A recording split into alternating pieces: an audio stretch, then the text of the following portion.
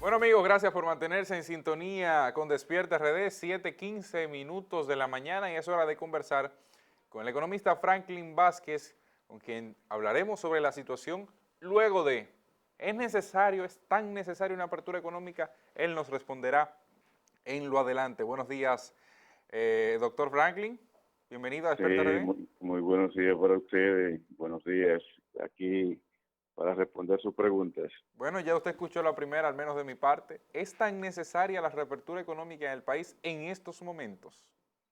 Mira, a mí esa pregunta me la han hecho en varias ocasiones durante esta cuarentena y yo siempre me remito a lo que dice el presidente de Argentina.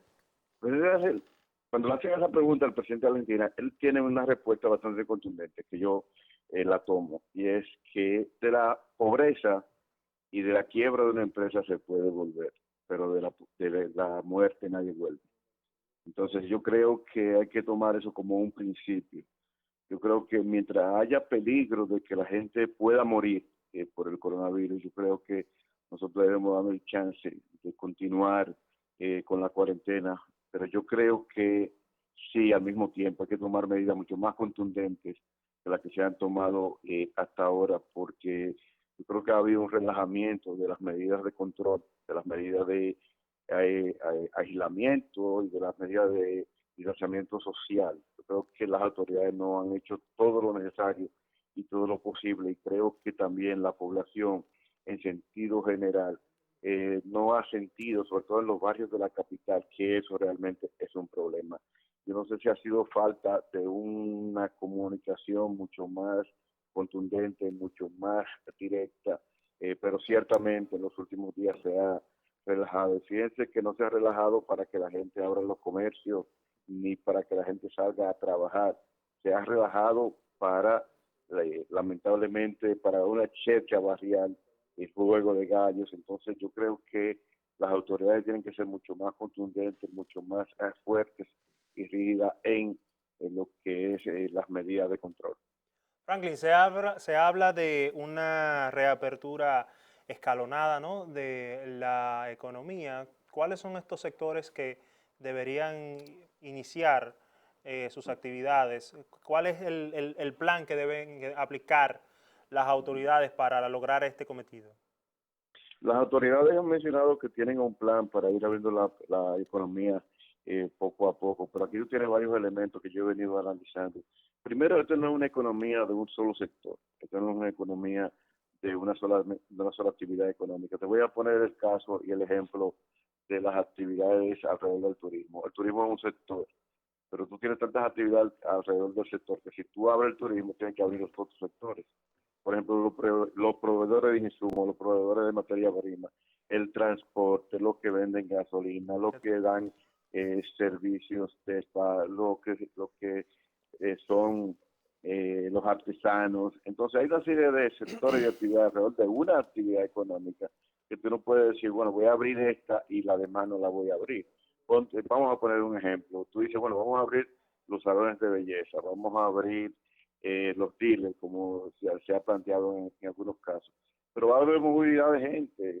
Si para la gente trasladarse de ir a un salón, para la gente tener dinero para ir al salón, tiene que ir a un banco, aunque los bancos están abiertos ahora mismo. Lo que quiero significar es que esta apertura escalonada a veces se puede convertir igual en un relajamiento de la medida, en donde tú abres una, pero alrededor de esa hay otras actividades que también van a abrir. Entonces yo creo que hay que tener cierto cuidado con eso de lo que es abrir poco a poco la economía. Mira, a mí particularmente yo defiendo la teoría de que vamos a hacer una cuarentena en serio una semana, vamos a cerrarlo todo, es decir, como si fuera un toque de queda 24 horas, una semana, y vamos a ver la respuesta en ese sentido, y a partir de ahí decimos, bueno, entonces las medidas ahora se pueden disminuir el distanciamiento, pero que abra todo el mundo, ¿entiendes? Entonces, no sé, aunque también tengo que decirte que no hay una sola respuesta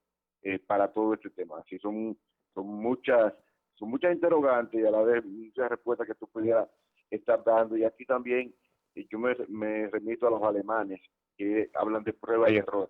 Vamos a ir ensayando y las cosas que no dan resultado, a irla trabajando. Yo creo que aquí hay un tema fundamental que también es otro elemento que tomé de Alemania, y es que ellos plantean que mientras no se tenga eh, credibilidad en las autoridades, pues no, eso no va a funcionar. Necesitamos que las cosas que salgan del Estado, que son las cosas que emita el Estado, sean creíbles en el 100%. Por ejemplo, y es un detalle nada más, la semana pasada se dice que se van a intervenir el Distrito Nacional. La gente se prepara para eso. Después dice, no, que se va a posponer para las semanas más. Eso no es bueno, ¿entiendes? Las autoridades tienen que ser, en este caso, tienen que ser contundentes, tienen que ser serias, tienen que haber también ¿cómo se llama esto? Una combinación entre lo que dice un ministro y lo que dice otro ministro. A veces ha habido contradicciones. Entonces yo creo que ahí eso es un tema importante que hay que poner atención, lo que es la credibilidad de las autoridades. Franklin, el gobierno ha soportado su estrategia, gran parte de su estrategia en los préstamos, en recurrir a financiamientos. ¿Qué le parece este accionar del gobierno? Mira, ese otro tema importante. Yo creo que aquí también hay un error metodológico, como decimos en economía, y es que tú tienes que atender la oferta y tienes que atender la demanda, porque tú no es nada más un tema de financiamiento. Te voy a poner un ejemplo ahora mismo. Tú dices, bueno, hay 40,000 millones, para poner un número, para préstamo a la pequeña y mediana empresa y al sector productivo y al turismo.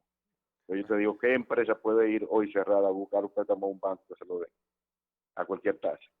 Es decir, la evaluación que van a hacer de una empresa es una empresa en funcionamiento, porque tú no tienes forma de demostrar que tú tienes capacidad de pago en este momento. Entonces hay muchas contradicciones también en eso. Y la otra parte es cuando tú hablas de FASE, el programa FASE o el programa Quédate en Casa, que ofrece 5,000 hasta 8,500 pesos. Tú dices, bueno, eso está financiando la demanda, pero realmente 8,500 pesos, 5,000 pesos da para solventar una demanda que se ha caído trepitosamente por el cierre. Es decir, ahí hay cosas como que hay que también aclarar, porque tú hablando es de los sueldos mínimos, de los mínimos que gana la gente. Yo sí he planteado en varias ocasiones que el gobierno tiene que los fondos, por ejemplo, de banca solidaria, tú tomas los fondos de banca solidaria que se apretan a una tasa de entre 12, 11 y 8%. Tú tomes ese fondo y lo creas un fondo de reactivación y de rescate, porque aquí no se trata nada más de apertura, se trata de tú rescatar a las pequeñas y medianas empresas, que son más del 95% del tejido empresarial. Entonces tú no puedes darle un préstamo de corto plazo, no le puedes dar préstamo que tengas que pagarlo en 3 meses, porque en 3 meses ya no van a volver a lo que eran antes. Tú tienes que darle por lo menos un año de gracia y un préstamo que lo comiencen a pagar a partir de un año, pero a una tasa de interés que no sea mayor a lo que es la inflación, entre un 5 o 6%, y también que lo paguen a 6 años, a 10 años, de modo que ellos puedan de alguna manera ir retornando esos préstamos y que la banca también flexibilice lo que es la evaluación de los créditos a ese sector, porque hoy en día tú vas a buscar un préstamo, yo voy a buscar un préstamo y no van a evaluar exactamente por las condiciones que hay ahora mismo y cuáles las condiciones que tú tienes ingreso cero. Claro. Tenemos, Franklin, la situación de que más de la mitad de la economía dominicana es informal, y sobre esa parte de la economía el gobierno, digamos, no tiene un amplio rango de aplicación o de control, digamos, de lo que sucede y acontece con ellos. Incluso hay un tema de que no presentan impuestos y demás.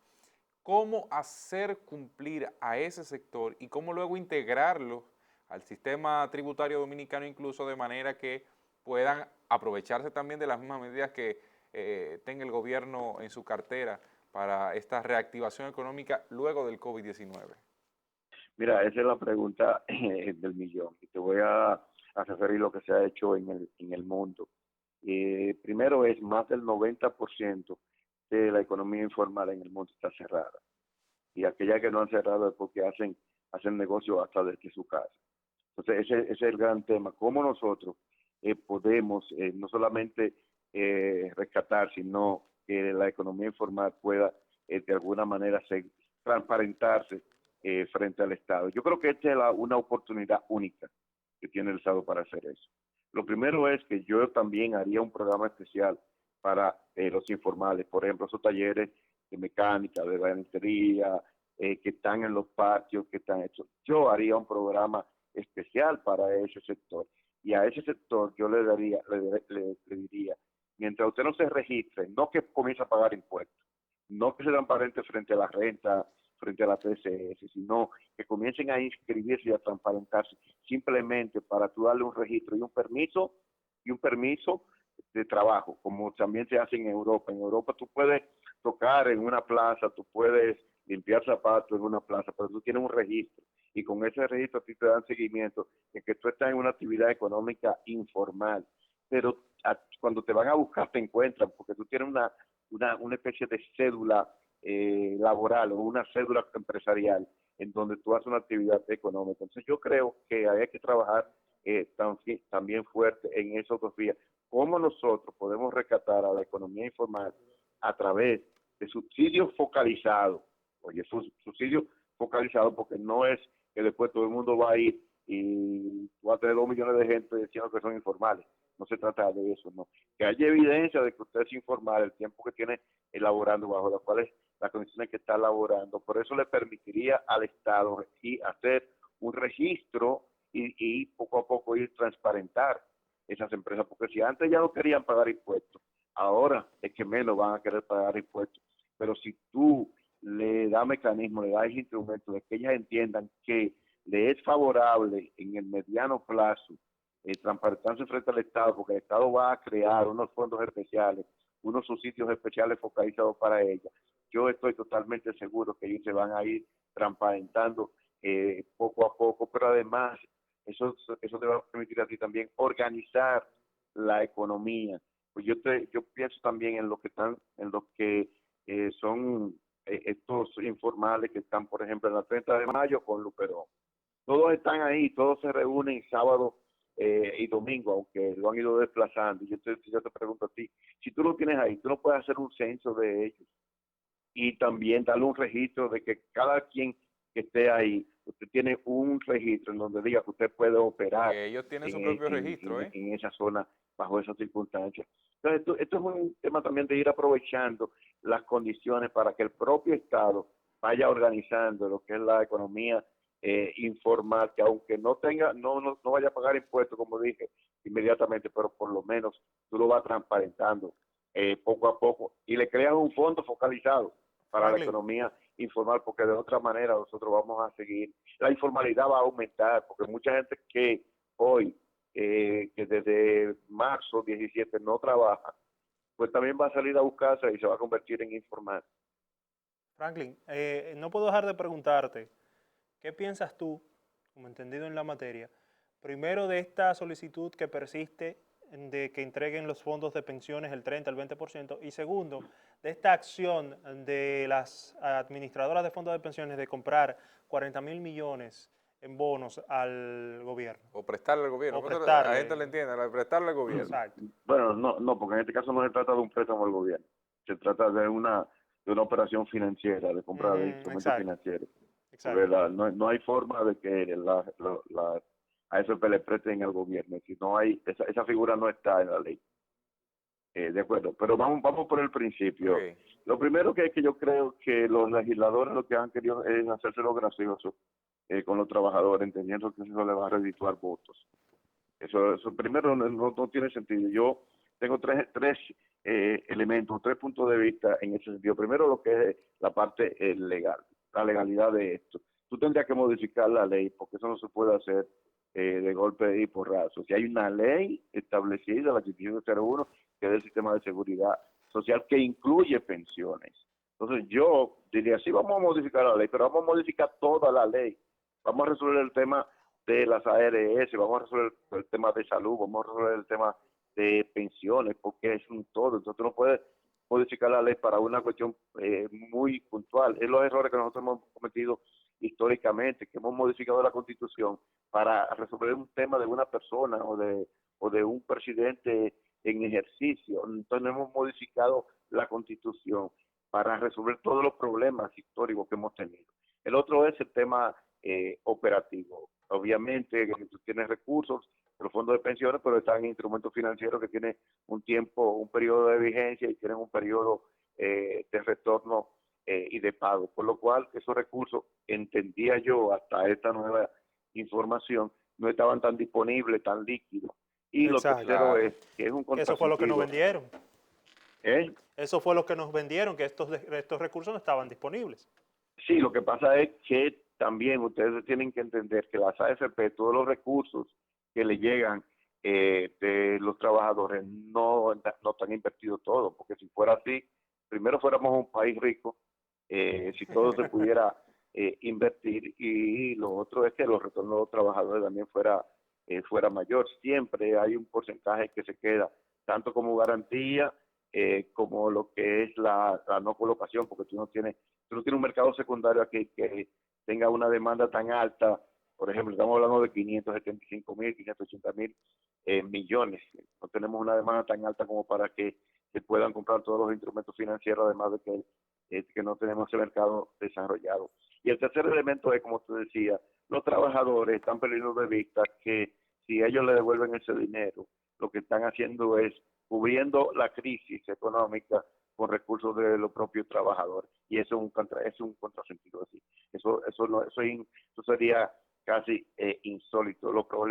Las crisis nacionales son atendidas por los estados, son atendidas por los gobiernos, y deben tener una visión de mediano y largo plazo, no una visión cortoplacista, porque yo te preguntaría a ti, si a ti te cae $500,000 hoy de tu fondo de pensiones, probablemente tu problema no es gastarlo en comida, vas a comprar, como pasó en Perú, electrodomésticos, vas a comprar un carro nuevo, cosa que en este momento no es ni necesario ni tendría ningún sentido. Entonces yo creo que los trabajadores no pueden caer en una trampa con ese tema de financiar con sus recursos lo que es la crisis. Y la otra pregunta que hacía con relación a lo que es la colocación de instrumentos financieros que compran las AFP. Mira, yo creo que es una jugada primero política, quiero entenderlo así, es una jugada política y una jugada mercadológica. Fíjense cómo ya casi el tema, desde que salió ese anuncio, casi ha salido de lo que es los medios de comunicación. Entonces, eso es lo primero. Y lo segundo es que a mí el gobierno tiene que explicarme en qué va a utilizar esos recursos, porque 40.000 millones no es cualquier cosa. Exactamente. Estamos hablando de probablemente 700, 800 millones, 800 millones de dólares. Entonces, eso el gobierno debería explicar en qué lo va a utilizar, porque se pudiera interpretar que es para financiar una campaña electoral, cosa que yo no quisiera pensar, y discúlpenme la redundancia, no lo quisiera pensar, porque no creo que haya una mente maligna, una crisis, tomando recursos para ese tema. Y el otro es No meta la mano al fuego por eso, lo que es las condiciones bajo las cuales se compraron esos instrumentos financieros, la tasa de interés, el periodo de repago, cuál es la garantía de eso, aunque garantía soberana, a cuáles sectores se va a invertir, cuánto se va a invertir en cada sector, o si es nada más para cubrir el déficit fiscal que está ampliándose. Si hay muchas interrogantes con relación a esa jugada de lo que es la compra de instrumentos financieros y la colocación de esos instrumentos financieros en el mercado, y la otra es por qué solamente las AFP compraron eso y no lo compraron otras empresas que pudieran también tener necesidades financieras. Franklin, la gente tiene una duda con sus chelitos en dólares, porque el que tiene dinero en dólares está bien, entiende él, porque ha aumentado el valor del dólar en el país. Sin embargo, primero conocer las circunstancias que llevan a que aumente el valor del dólar en la República Dominicana, y de paso, esto está directamente relacionado a una pérdida del valor de la moneda dominicana. Mira, esa es una pregunta también interesante. Yo le he venido dando un seguimiento diario a lo que es el comportamiento del dólar, y el dólar comenzó a subir en febrero 14 específicamente, del 13 al 14, ha comenzado a subir ligeramente, poco a poco, normalmente sube unos 0.10, 0.15 y en las últimas semanas subió 0.25 en 3 días corridos y se ha mantenido bajo esas condiciones y también en el mercado paralelo, si se puede decir de esa manera, o el mercado privado, porque lo que te estoy dando son las estadísticas del Banco Central. En el mercado privado también hay una diferencia de unos 10, 15 puntos. El tema con esto es la disponibilidad. Cuando tú vas a una intermediación, a un banco, por ejemplo, un intermediario financiero, no te venden más de $1,000. Si Obviamente, suerte. hay escasez, discúlpame, hay escasez en este momento en el mercado y esa escasez tiene que ver fundamentalmente con una disminución drástica en los ingresos por divisa, en los ingresos por turismo, que no hay que hablar de turismo, pues todos saben que el sector que más ha sufrido, una disminución en las remesas y una disminución en las exportaciones también. Estamos perdiendo exportaciones por alrededor de 1.500 millones menos que lo que se obtuvo el año pasado. También la inversión extranjera directa se ha estancado en estos últimos meses. Entonces tiene una clara pérdida de lo que es una cantidad de dólares en el mercado. Por más que el Banco Central quiera inyectar, como lo ha hecho, 622 millones de dólares, no compensa la pérdida. Entonces tú vas a tener una diferencia entre la oferta y la demanda, aunque sea pequeña. Y lo otro es que en crisis como esta, la gente que tiene dinero en pesos lo va convirtiendo poco a poco en dólares, porque sabe que en algún momento va a haber un aumento en la inflación. Entonces, para cubrirse de eso, compra dólares. Entonces tú vas a tener siempre, bajo condiciones de crisis, gente que se va a aprovechar de ese mercado. Ahora, ¿qué me preocupa a mí?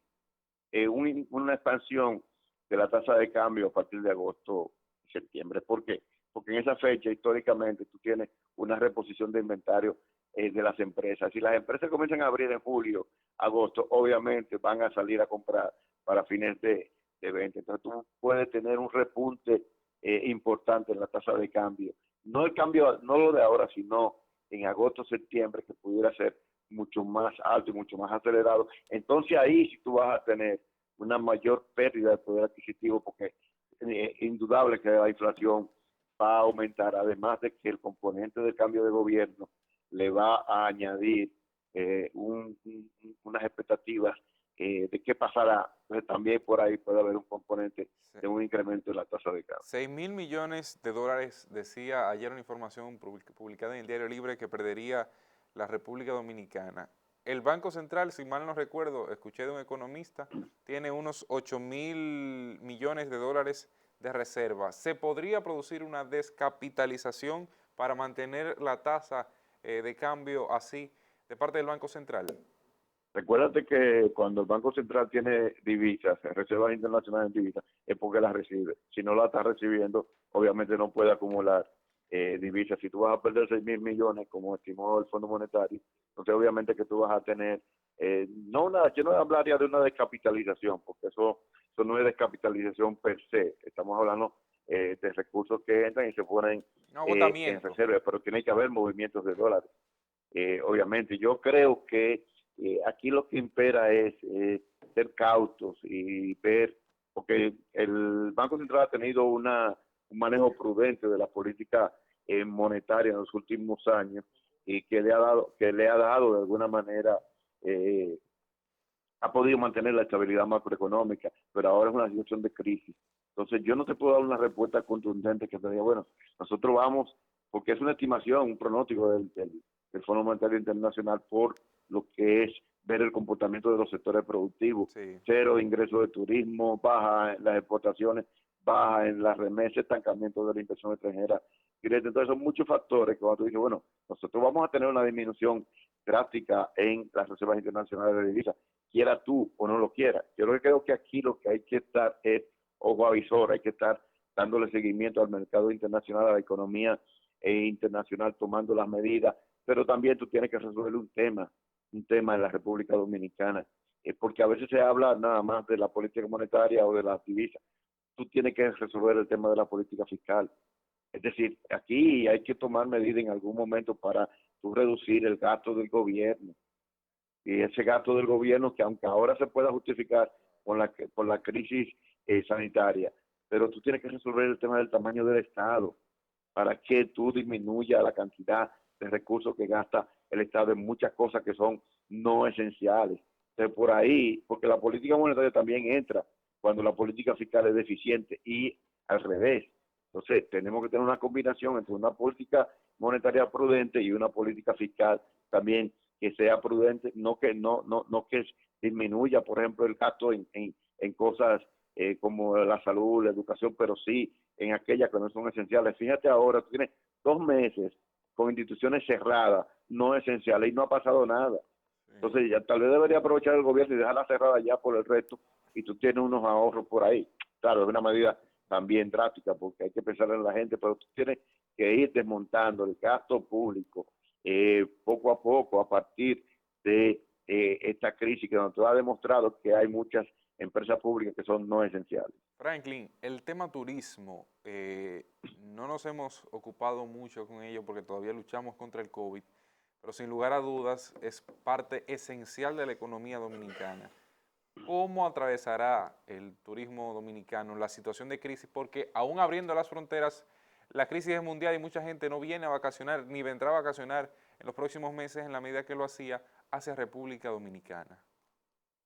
Mira, yo no estoy tan seguro de que el turismo no vuelva. Yo creo que al contrario, aun cuando en estos momentos tú tienes la crisis del turismo es el que más ha sido afectado, pero yo creo que la esperanza sigue estando en el turismo. Yo creo que a la gente en el mundo va a estar ávida de salir, va a estar ávida de conocer lugares, porque también va a cambiar su estilo de vida, va a cambiar la forma en que ve el mundo.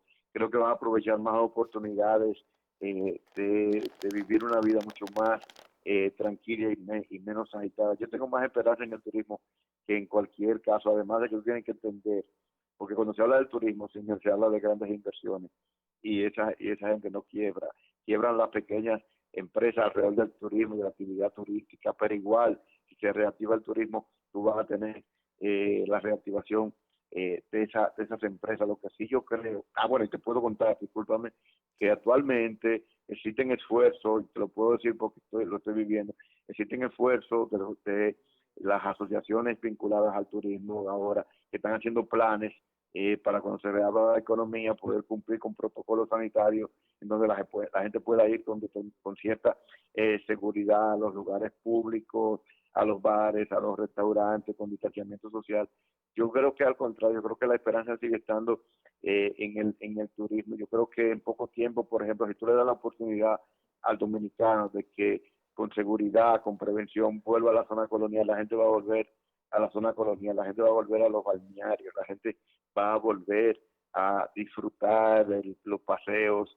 Y yo lo que creo también es que tenemos que asegurarnos que cuando la gente responda a lo que es la apertura de la economía y vaya a los lugares vinculados al turismo, haya la seguridad, la prevención y que no haya un relajamiento. Y un relajamiento es un relajo con relación a lo que es la prevención, los protocolos de seguridad, de distanciamiento social. Pero yo creo que aunque en este momento es el sector turismo el que más ha sufrido, yo creo que el turismo es de lo que más rápido se puede recuperar. Franklin, estamos en un proceso de elecciones casi ya. Los cuartos de la Junta se dificultarán para poder realizar las elecciones. ¿Habrá eso o provocará eso una menor circulación de dinero, una mayor circulación de dinero? ¿Cómo se desenvolverá posiblemente una campaña política en este tramo en el aspecto económico? No, y en adición a eso, Franklin, a la pregunta de Cristian, me gustaría también tu opinión sobre este monto adicional de hasta 47 millones de pesos que le van a dar a la Junta para el asunto este de comprar insumos como mascarillas y este tipo de cosas. ¿De Para los dónde va a salir protocolos. para los protocolos? ¿De dónde va a salir este dinero? ¿Qué implicaciones tiene y cómo nos va a afectar? Uh-huh. Mira, si yo pudiera adivinar todas las adivinanzas que ustedes me han puesto, yo fuera Adivinanza no, Franklin. yo fuera millonario en este momento. Mira, yo creo que esto es lo peor que le ha ocurrido al país y al sistema político dominicano, estar en esta situación bajo una condición de crisis sanitaria. Porque primero, recuérdense que la, la no credulidad. No, aquí no se cree en las instituciones, no se cree en la Junta, no se cree es un poco las instituciones que hay credibilidad en el país. Entonces, desde ese punto de vista, te dice, bueno, y bajo una condición sanitaria como la actual y una crisis económica como la actual, vamos a creer que lo que están haciendo lo están haciendo bien, vamos a creer que el dinero, que es la cantidad de dinero que se han perdido aquí alrededor de la Junta, de compra de equipos históricamente, de sistemas, para que siempre nos digan a nosotros que no funcionó, porque los sistemas no funcionaron, porque los escáneres no funcionaron, porque la gente En las en la mismas dirección de elecciones no informática no funcionaron. funcionó. Entonces, yo creo que nosotros tenemos un serio problema en la República Dominicana que en algún momento va a tener que resolverse, que es ese tema de la credibilidad, porque el tema de la credibilidad tiene que ver no solamente con los resultados electorales, tiene que ver cómo están utilizando los recursos públicos, ¿entiendes? Entonces yo creo que nosotros, es una gran encrucijada. El que tenga la respuesta correcta, bueno, que levante la mano y que la diga, porque todos necesitamos tener esa respuesta. Yo lo que sí creo es que, por ejemplo, la Cámara de Cuentas nunca ha jugado un papel importante. Yo creo que llegó la hora de que se pueda constituir una Cámara de Cuentas que realmente sea independiente y que esté supervisando, porque jóvenes, aquí de lo que se trata en el país, lo que se trata en el país son de dos cosas. Primero, de los sistemas de consecuencias que no existen, ¿de acuerdo? Y en lo que es la supervisión de lo que se hace. Aquí nadie supervisa a nada. Entonces, si no hay supervisión, si no hay sistema de consecuencias, por eso la gente termina haciendo lo que le da la gana y por eso la gente sale y por eso la gente no le tiene miedo a la policía, no le tiene miedo a la autoridad, porque los sistemas de consecuencias se han relajado en el país. Entonces, yo creo que el tema electoral es un tema complejo, un tema complicado. Yo creo que la oposición la tiene muy complicada con relación a los recursos, porque la gente piensa que hacer campaña es salir a juntarte con dos o tres gente, darle dos o tres mascarillas. Sí. No, pues no solamente se trata de eso, se trata de movilización de los recursos abajo para llevar a la gente a votar. Entonces, yo no creo que la oposición ya tenga recursos para invertir más. Y el Estado tampoco tiene, pero lo saca de alguna manera, de alguna parte. Pero ya, y ya por último, de mi parte, con relación al tema de la Junta Central Electoral, yo creo que la Junta Central Electoral en este punto, en este momento, tiene que jugársela y dar una señal de que se puede creer en ella. Y de dónde van a salir los recursos, yo no lo sé. Realmente no lo sé, porque lo que sí sé es que el gobierno está buscando recursos por todos lados porque hace rato se le acabaron.